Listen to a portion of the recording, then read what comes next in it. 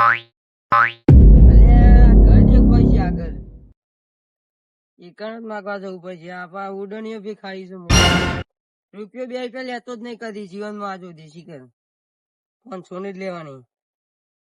એ ભાઈ તું સોતી મારી એક્ટિવા પર બેસ્યો છે? તારી જ લે ત્યાં કોણ? આ તો મારી છે.